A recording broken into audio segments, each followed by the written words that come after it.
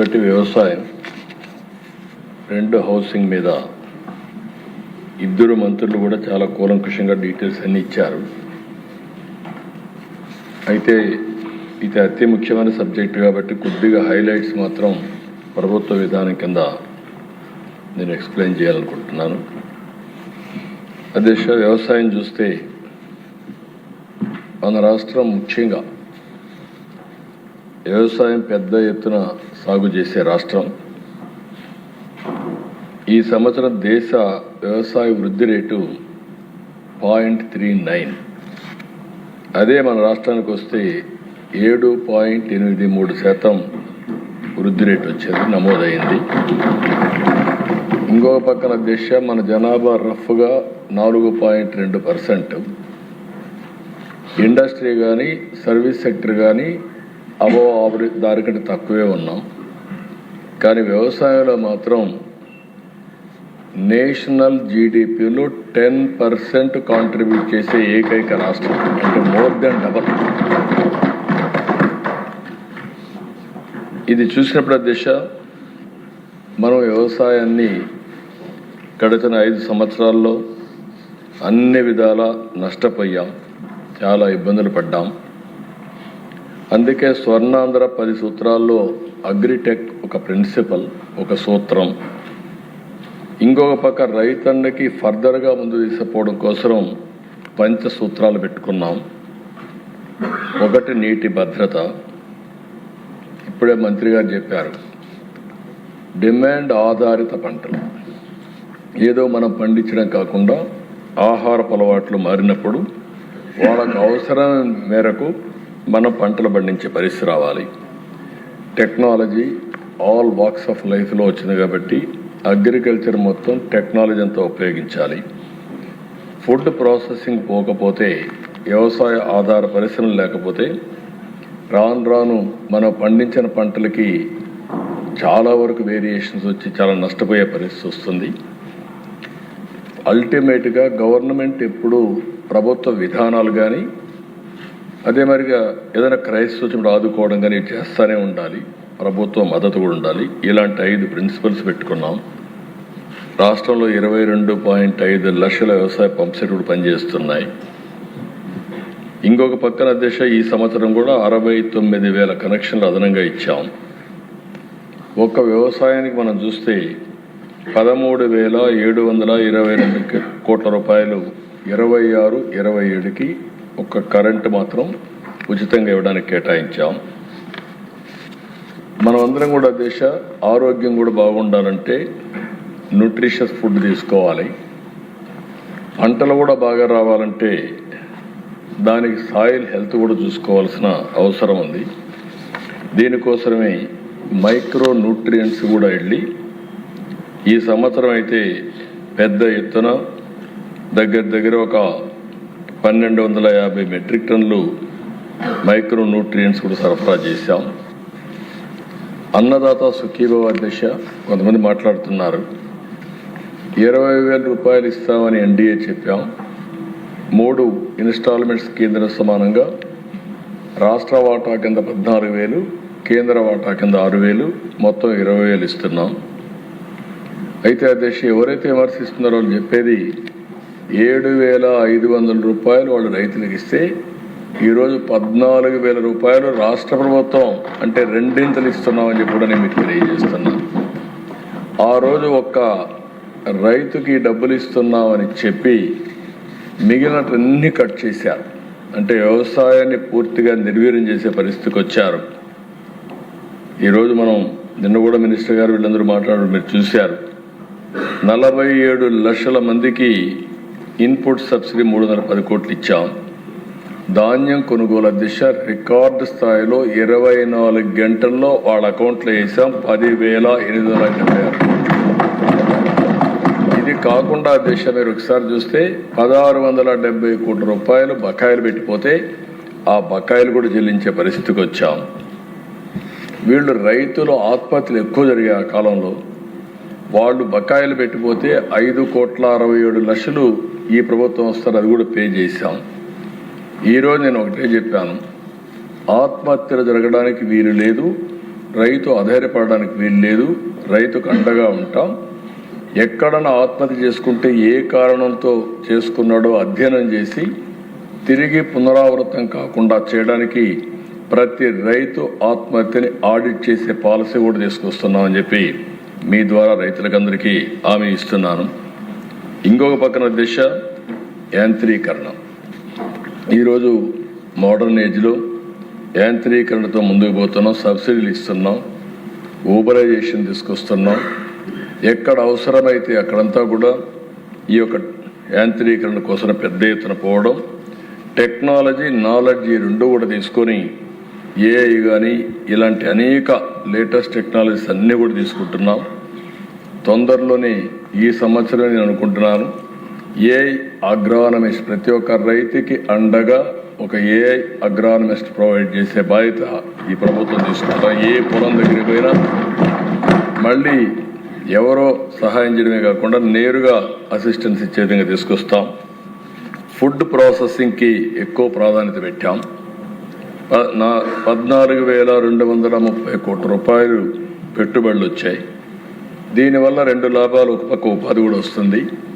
ఈ ప్రభుత్వం వ్యవసాయ ఆధార పరిశ్రమలు ఫుడ్ ప్రాసెసింగ్కి ఎక్కువ ప్రాధాన్యత ఇస్తున్నాం. దీన్ని లాజికల్గా తీసుకెళ్తాం. ఇంకొక పక్కన దిశ ప్రకృతి సేద్యం. 8,168 గ్రామాల్లో జరుగుతూ ఉంది. 17,75,000 ఎకరాల్లో ప్రకృతి సేద్యం సాగుతూ ఉంది. 15 లక్షల మంది ఫార్మర్స్ ఇందులో పనిచేస్తున్నారు. 29కి 50 లక్షల ఎకరాల్లో 40 లక్షల ఫార్మర్స్ని వ్యవసాయం ప్రకృతి సేద్యం వైపు పంపించే కార్యక్రమానికి శ్రీకారం చుడతాం. ఇదే కాదు, ట్రేసబిలిటీ సర్టిఫికేషన్ దీనికి కూడా ప్రాధాన్యత ఇస్తున్నాం. ఇంత మునిపే మినిస్టర్ గారు చాలా సమర్థవంతంగా చెప్పారు. దేశ ఒక విషయం మీరు చూస్తే రాయలసీమకు హార్టికల్చర్కి ఎక్కువ ప్రాధాన్యత ఇస్తున్నాం. ఈరోజు మీరు చూస్తే 20 లక్షల ఎకరాల్లో హార్టికల్చర్ ఉంది. అదే మాదిరిగా 400 మిలియన్ మెట్రిక్ టన్స్ పండ్లు కూరగాయలు తయారవుతున్నాయి, ఉత్పత్తి అవుతున్నాయి. దీన్ని రాబోయే రోజుల్లో రాయలసీమ ఈరోజు దేశంలో వీఆర్ నెంబర్ 1. అంటే మొత్తం అన్ని రాష్ట్రాల కంటే ఎక్కువ పండ్లు పండించే రాష్ట్రం ఆంధ్రప్రదేశ్ రాష్ట్రం.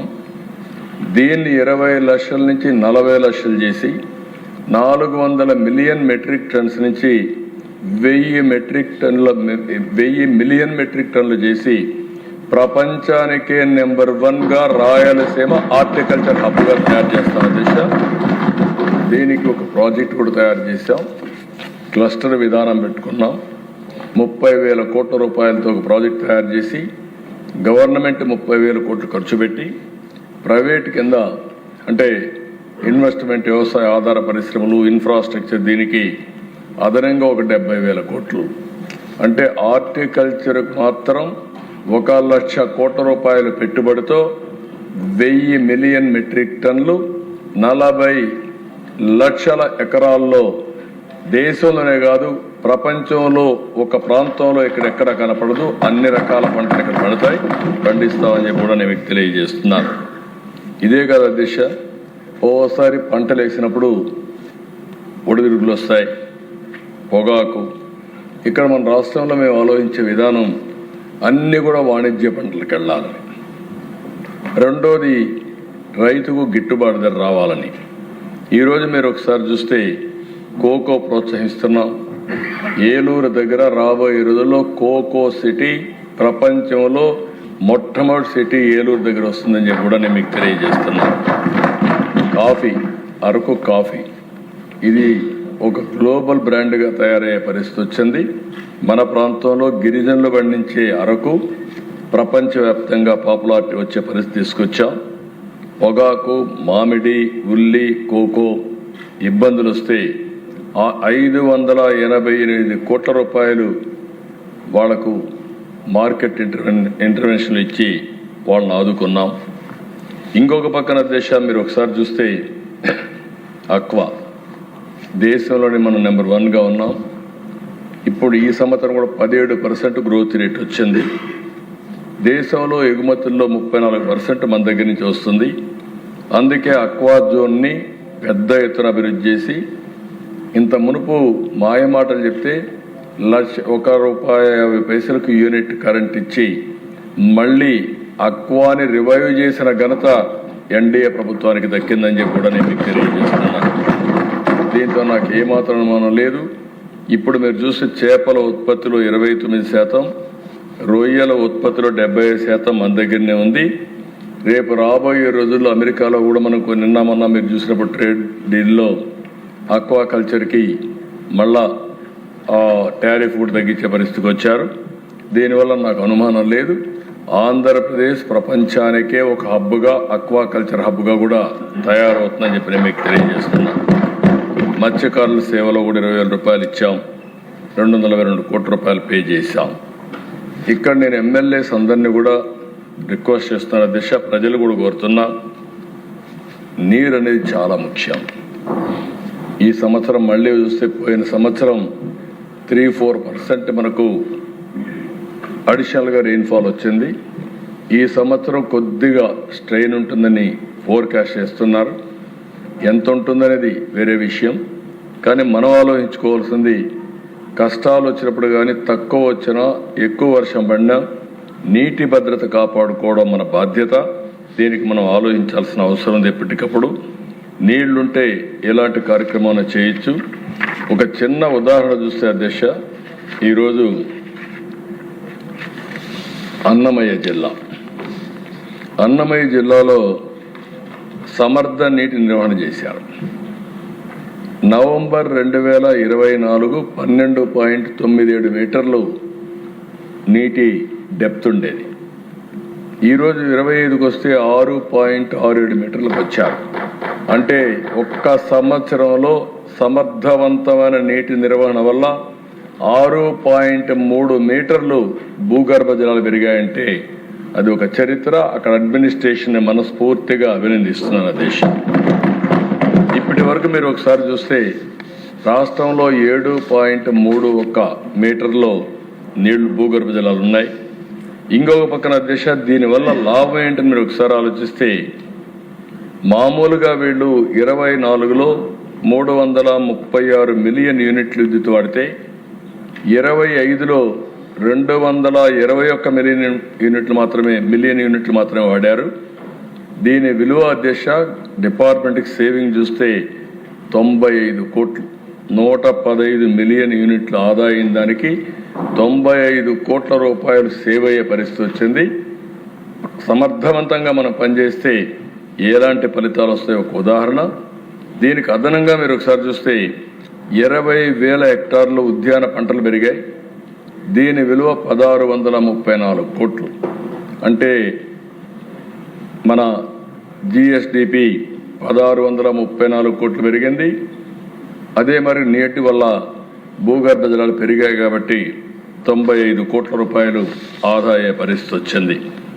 అందుకే అధ్యక్ష అందరిని కోరుతున్నాం, దీనిపైన సాగునీటి సంఘాలు కూడా ఉన్నాయి.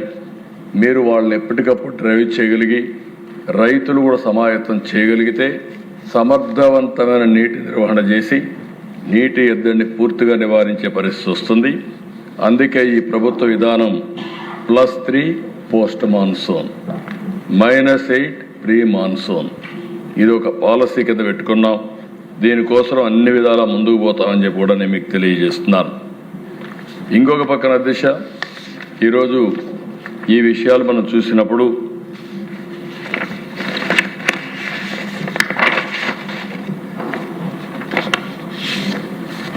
నేను ఒకటే రైతులందరికీ విజ్ఞప్తి చేస్తున్నా, ఎక్కడికక్కడ ఇప్పుడిప్పుడు దీనికి అవసరమైనటువంటి మెకానిజం పెట్టాం, టెక్నాలజీ అంతా కూడా ఇంటిగ్రేట్ చేశాం. ఇవన్నీ ఇంటిగ్రేట్ చేసి రాబోయే రోజుల్లో రైతులకు పూర్తిగా అండగా ఈ ప్రభుత్వం ఉంటుందని మరొకసారి ఈ శాసనసభ ద్వారా అందరికీ విజ్ఞప్తి చేస్తున్నా. అయితే మేము ఇచ్చే విధానాలను మీరు కూడా అర్థం చేసుకోవాల్సిన అవసరం ఉంది. ఉదాహరణకు ఒకసారి ఆలోచిస్తే దిశ, టెనెంట్ ఫార్మర్స్, ఓసారి టెనెంట్ ఫార్మర్స్ కూడా అంటే ఊహించిన దానికంటే ఎక్కువ పంట వేసేయడం, ఒక్కొక్క 40 ఎకరాలు 30 ఎకరాలు వేసేయడం. దీనివల్ల ఓసారి నష్టం వస్తే కోలుకోలేని దెబ్బతినడం, ఇలాంటి సమస్యలు కూడా వస్తున్నాయి. ఏది చేసినా ఒక పద్ధతి ప్రకారం చేయడం, టెనెంట్ ఫార్మర్స్ కూడా ఆదుకోవడానికి ఎంతవరకు చేయాలో చేస్తాం. వాళ్ళల్లో కూడా పరిమితులు పెట్టుకొని చేస్తే చాలా బాగుంటుందని వారికి కూడా విజ్ఞప్తి చేస్తున్నారు. రెండో అతి ముఖ్యమైన ప్రోగ్రాం దిశ ఇండ్లు.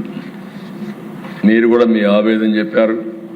నేను ఆ విషయాలన్నీ ఇక్కడ మాట్లాడలేదు, కానీ అప్పుడు జరిగినటువంటి అవినీతి, ల్యాండ్ ఎక్విజిషన్లో, అదే మరిగా హౌసింగ్లో చాలా అవినీతి జరిగిందని అనేక ఆరోపణలు ఉన్నాయి.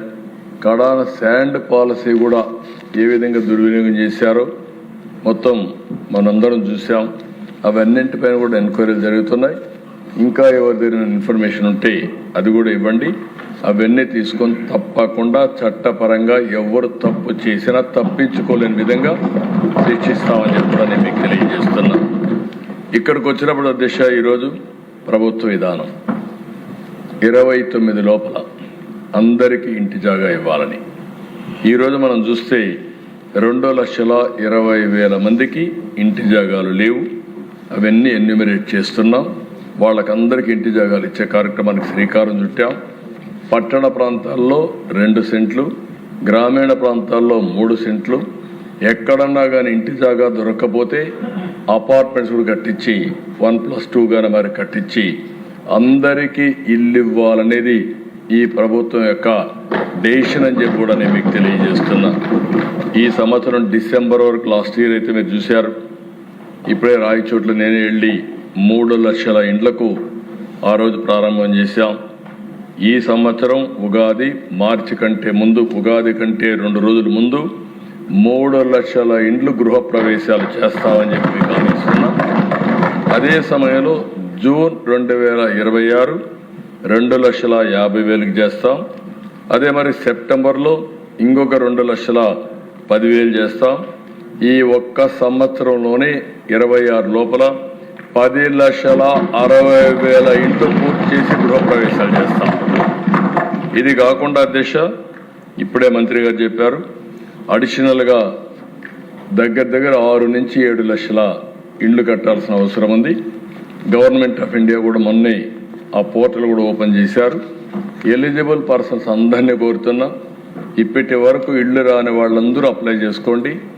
వాళ్ళు కూడా ఎగ్జామిన్ చేసి మేము కూడా పర్సూ చేసి అందరికీ, ఇల్లు లేని వారందరికీ ఇళ్ళు కట్టించే బాధ్యత అటు కేంద్రం ఇటు రాష్ట్రం 2 ప్రభుత్వాలు తీసుకుంటామని హామీ ఇస్తున్నా. ఇప్పుడే వారు చెప్పినట్టు ఎస్సీలకు కానీ, ఎస్టీలకు కానీ, బీసీలకు కానీ, మైనారిటీకి కానీ అదనంగా కూడా ఆర్థిక సహాయం చేస్తున్నాం. ఈ ప్రభుత్వ విధానం ఒకటే, పేదవాళ్ళందరికీ ఇల్లు కట్టించాలని, ఒక భద్రత, ఒక భరోసా ఇవ్వాలనే ఆలోచనతో ముందుకు పోతున్నాం. తప్పకుండా ఇది కూడా చేస్తామని చెప్పి తెలియజేసుకుంటూ, రాజకీయ కక్షలంటే దిశ 2019 దగ్గర 2,70,000 ఇండ్లు కట్టుకున్నారు. దగ్గర 913 కోట్ల రూపాయలు ఖర్చు పెట్టారు. ఆ రోజు తెలుగుదేశం పార్టీ హయాంలో స్టార్ట్ చేశారు కాబట్టి కక్ష కట్టి వాళ్ళకి డబ్బులు ఇవ్వకుండా ఇబ్బంది పెట్టే పరిస్థితి వచ్చారు. కేంద్రంలో కూడా రికార్డ్స్ పోనీయకుండా చేశారు. ఏదేమైనా నేను ఫైనాన్స్ చెప్పాను, మాకు ఒక మోరల్ రెస్పాన్సిబిలిటీ ఉంది, బాధితులను ఆదుకోవాలి. వాళ్ళ తప్పు కాదు, ఆనాటి పాలకుల తప్పు. ఆ తప్పుని మనం ఏదో విధంగా కరెక్ట్ చేయాలని చెప్పి చాలా స్పష్టంగా ఆదేశాలు ఇచ్చా. తొందరలోనే వాళ్ళందరికి కూడా సహాయం చేయడానికి ముందుకు వస్తామని మరొకసారి హామీ ఇస్తూ, ఈరోజు ఈ ప్రభుత్వం ఒక పక్క రైతులను ఆదుకోవడం, ఇంకొక పక్కన పేదవాళ్ళందరికీ 2029 లోపల ఇల్లు కట్టించడమే కాకుండా ఇంటి జాగా లేని వారికి ఇంటి జాగాలు ఇచ్చే బాధ్యత తీసుకుంటామని మరొకసారి విజ్ఞప్తి చేస్తూ సెలవు తీసుకుంటాను. ధన్యవాదాలు. ఇప్పుడు నిధుల కొరకు అభ్యర్థనలపై ఓటింగ్. 27వ అభ్యర్థన కింద వ్యవసాయ శాఖకు 11,535 కోట్ల 90,97,000 రూపాయలకు మించని సొమ్మును ప్రభుత్వానికి మంజూరు చేయాలి. 28వ అభ్యర్థన కింద పశు పోషణ